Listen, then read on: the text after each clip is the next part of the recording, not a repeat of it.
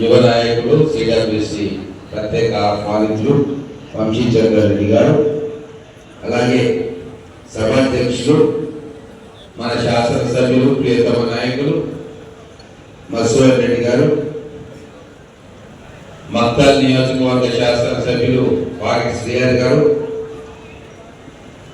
PCC organizing secretary Arvind Reddy garu, అలాగే గౌడ సంఘం రాష్ట్ర అధ్యక్షులు నాగరాజ్ గౌడ్ గారు, కొండా జగదీశ్వర్ రెడ్డి గారు బ్లాక్ ప్రెసిడెంట్, హనుమంత్ రెడ్డి గారు ఎంపీటీసీ జోడపల్లి, అలాగే దేవగద్ర నియోజకవర్గంలోని ప్రతి మండల పార్టీ అధ్యక్షులు, నాయకులు, ప్రజాప్రతినిధులు, మాజీ ప్రజాప్రతినిధులు, సర్పంచ్లు అందరికీ కూడా నమస్కారం. ఇంకా వేదిక మీద ఉన్న నాయకులందరికీ, ఈ కార్యక్రమానికి చేసిన కార్యకర్త సోదరులకు, అక్క చెల్లెళ్లకు అందరికీ హృదయపూర్వకమైన నమస్కారం.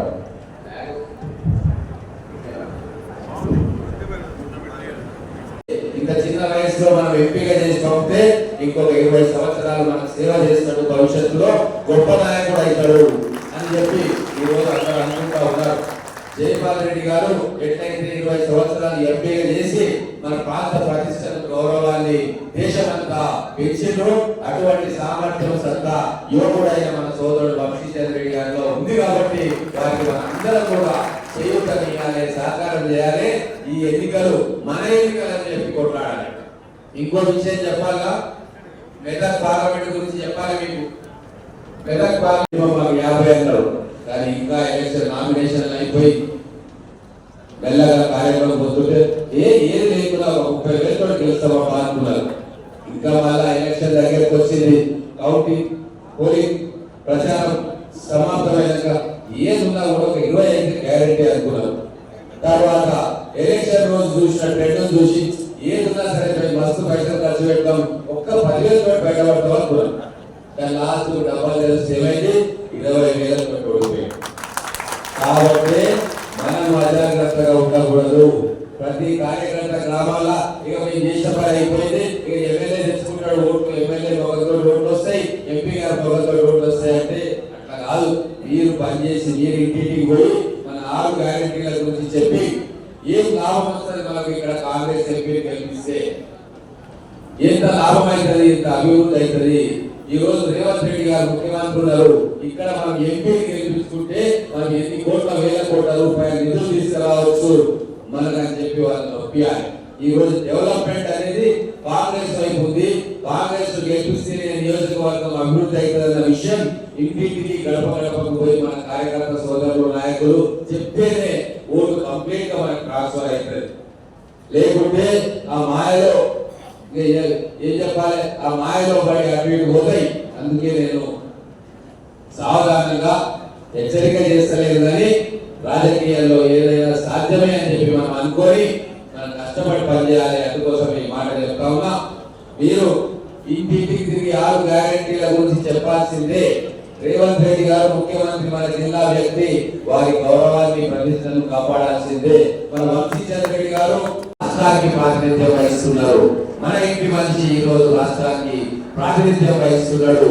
మరి ఈ రోజు ఏం పని చేయాలి, మనము మెదక్లో ఎట్లయితే తీర్పు వారు 8 సంవత్సరాలు చేసిండ్రో అట్లనే మహబూబ్ నగర్ లో అఖండమైన మెజారిటీ ఇవ్వాలన్న భావన మనం ప్రతి ఓటర్ దగ్గరికి తీసుకోవాలి. మనం వేస్తాం, మన పార్టీ, మన నాయకుడు, మన ముఖ్యమంత్రి, మన ఎంపీ అభ్యర్థి, మన ఎమ్మెల్యే అభ్యర్థి మనం వేస్తాం. కానీ ఈ భావన ప్రతి ఓటర్ మైండ్ లో కూడా తీసుకపోతే అప్పుడు నా ముఖ్యమంత్రి నేను వేసుకుంటా, నరేంద్ర మోడీ ఎటుపోతే నాకేది, మా రేవంత్ రెడ్డి గారి కోసం, ఆయన గౌరవం కోసం, ఆయన కోసం, ఆయన మాట కోసం మేము గెలిపియాలి, డెవలప్మెంట్ అయితే ఇక్కడ 1,000 కోట్ల రూపాయలన్న భావన ప్రతి గడపకు, ప్రతి గుండెకు తగినప్పుడు మనం అనుకున్న మెజారిటీ సాధ్యమవుతుంది. లేకుంటే అది మనము ఊహించిన రిజల్ట్ కూడా వచ్చే అవకాశం ఉంటుంది. కాబట్టి జాగ్రత్తగా ఉండాలి. ఇది లాస్ట్ మీటింగ్ కార్యకర్తల తర్వాత చేసుకుంటాం. కార్యక్షేత్రంలో మనం పోవాలి, కానీ మైండ్ లో మనం మాత్రం ఖచ్చితంగా కష్టపడితేనే మంచి ఫలితం వస్తుందన్న భావన మన మైండ్ లో ముఖ్యంగా కార్యకర్తలు ఎక్కించుకోవాలి. మనలో కొద్దిగా జరగాలనే ఇక మొత్తం మాదే అంటారు. కార్యకర్తలు గ్రామం నుంచి వచ్చేవాడు అన్న మా ఊరు బస్ అంటారు. అది ఏ 1 సైడ్ 2 సైడ్ డబ్బా తీస్తే తెలుస్తుంది. ఆ మాట మండల స్థాయి నాయకులు వచ్చి ఎమ్మెల్యే గారికి ఏం చెప్తాడు, మొత్తం 1 సైడ్ ఉందన్న మా మండలం అంటారు.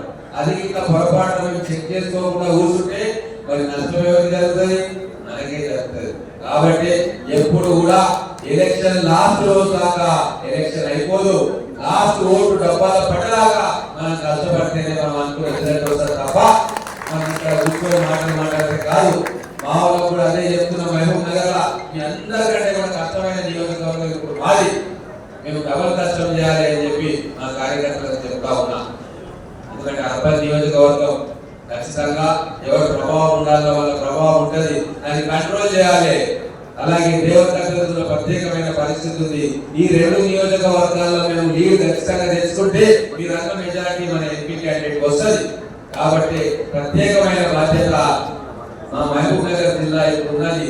జడ్చర్ల, దేవరగద్ర, మహబూబ్ నగర్ నియోజకవర్గాల నుంచి అత్యధికమైన మెజారిటీ తీసుకురావాల్సిన బాధ్యత మా ముగ్గురు మీతో పాటు ఇక్కడికి వచ్చిన మీ అందరి మీద కూడా ఉంది. కాబట్టి దయచేసి ఇప్పటి నుంచి పార్టీ కార్యక్రమం ఇచ్చినా ఇవ్వకుండా మీరు మీ గ్రామాల్లో ఇప్పటి నుంచి ప్రచార కార్యక్రమం నిర్వహించాలి.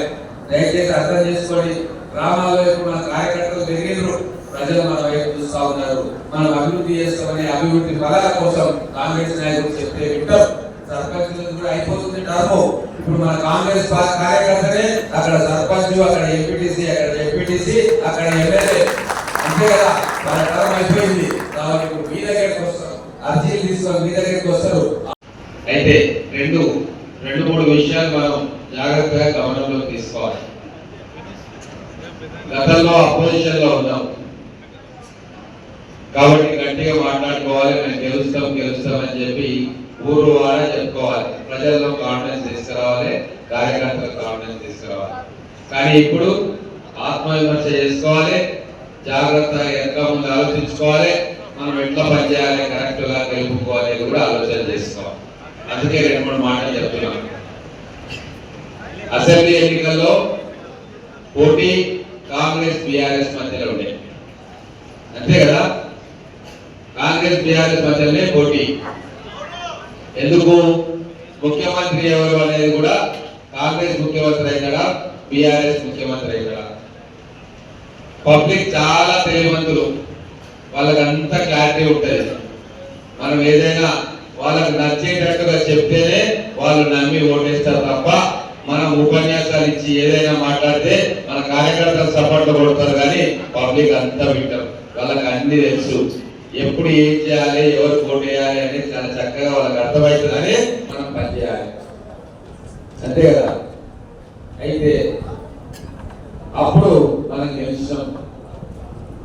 మనం కాంగ్రెస్ పార్టీ ముఖ్యమంత్రి కావాలి, మార్పు రావాలి అని చెప్పి ఆ రోజు హోరాహోరీ పోరాటం చేసినాం. దేవరగద్ర నియోజకవర్గంలో మన ఎమ్మెల్యే గారు మీ కార్యకర్తల సహాయ సహకారంతో, పెద్ద నాయకులు పార్టీ వదిలేసిపోయినా ఉన్న నాయకులతో, మీ కార్యకర్తల కష్టంతో మనం గెలుస్తామని చెప్పి వాస్తవంగా పైన అనుకోలేదు. కానీ కష్టపడి మీరు గెలిపించారు. ఆ కష్టాన్ని ఇప్పుడు నింపుకోవాల్సిన సందర్భం వచ్చింది, అంతే కదా. అయితే ఇక్కడ మనం కొద్దిగా విజ్ఞతతో ఉండాలి. గ్రామాల్లో ముఖ్యంగా మీరు గ్రామీణ నియోజకవర్గం దేవరగద్ర, మహబూబ్ నగర్ అంటే అర్బన్ ఎక్కువ ఉంటుంది. 67%, 70% అర్బన్ ఓటర్లు ఉంటారు, అక్కడ వేరే వ్యూహం. కానీ ఇక్కడ గ్రామాల్లోనే ఓట్లు ఉన్నాయి. ఒక కొత్తగూడ పట్టణం, దేవరగద్ర పట్టణం తప్ప మిగతావన్నీ కూడా గ్రామాలే. కాబట్టి ఇక్కడ మనం చాలా జాగ్రత్తగా ఆలోచించుకోవాలి. పోయినసారి బీఆర్ఎస్ పార్టీకి మనకు తేడా చాలా తక్కువ ఉంది, అలాగే బీజేపీ చాలా దూరంలో ఉంది.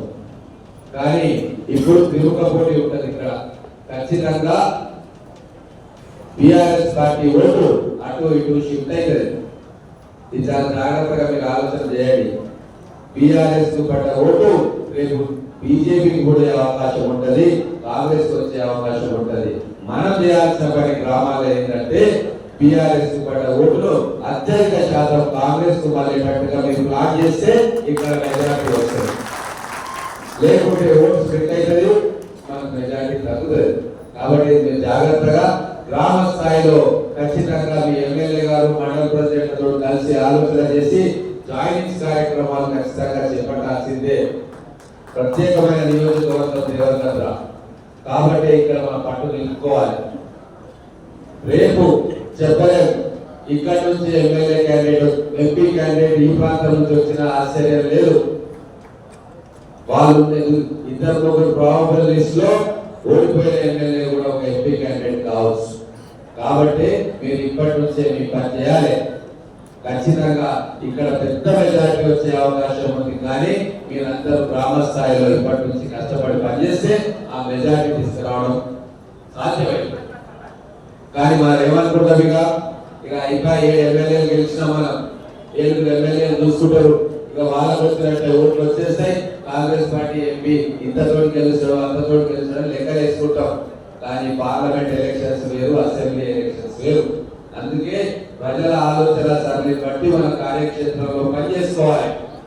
మనం చాలా జాగ్రత్తగా గమనిస్తుండాలి. కాంగ్రెస్ తో టిఆర్ఎస్ తోటి పోరాటం ఒక ఎత్తు, రేపు బీజేపీ కేంద్రంలో అధికారంలో ఉంది, వాళ్ళతో యుద్ధం ఒక ఎత్తు. వాళ్ళు కూడా బలవంతులే.